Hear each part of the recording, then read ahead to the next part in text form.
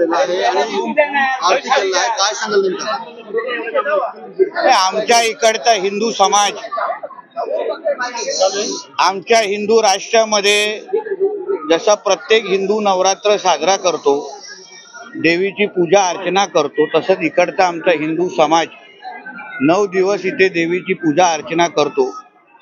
पण इथे आजूबाजूला काही जिहादी मानसिकतेचे हिरवे साप वळवळत आहेत आणि त्यांना वाटतंय की हा त्यांचा अब्बांचा पाकिस्तान आहे आणि इथे येऊन आमची नवरात्री 9 दिवस साजरा पण कधी कधी ते करायला देत नाही. 2-2 दिवस कधी कधी ह्या लोकांना त्यांच्यामुळे बंद ठेवायला लागतं.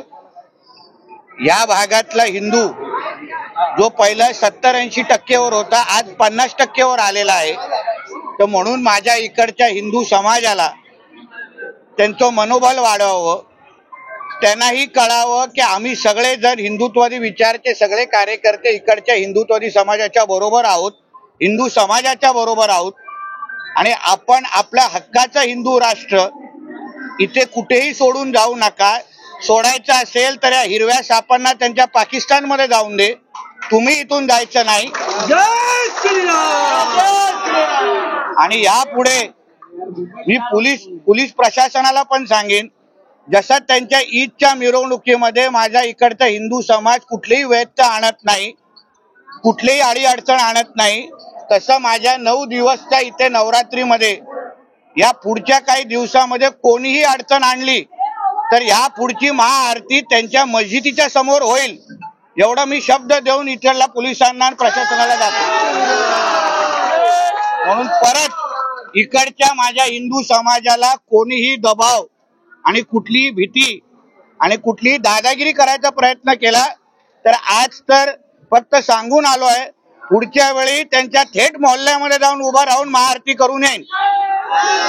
म्हणून जास्त वळवळ करायचं नाही, जेवढं आहे तेवढ्या लायकीमध्ये राहावा, एवढा संदेश देण्यासाठी आलेलो आहे.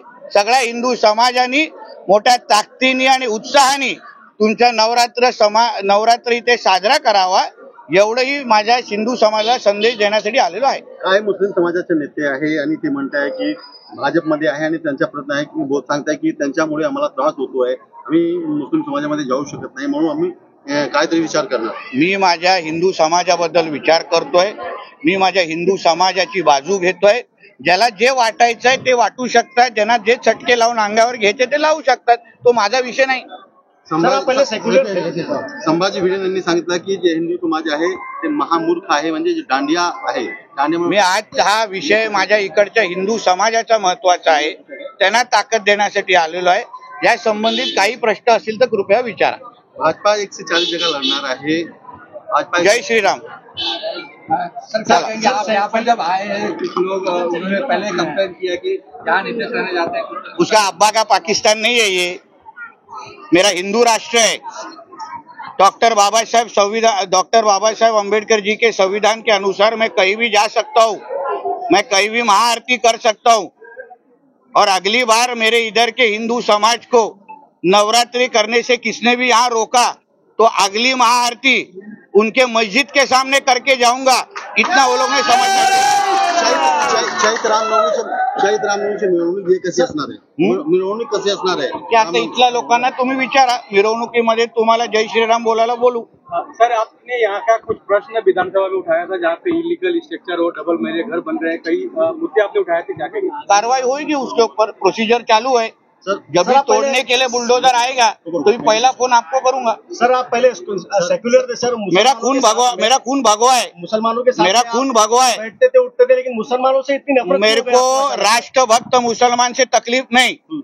यहाँ रह के मेरे आके नवरात्र में रह के खड़े रहो, मेरे साथ आरती मनाओ, वो मुसलमान के साथ मेरे को तकलीफ नहीं.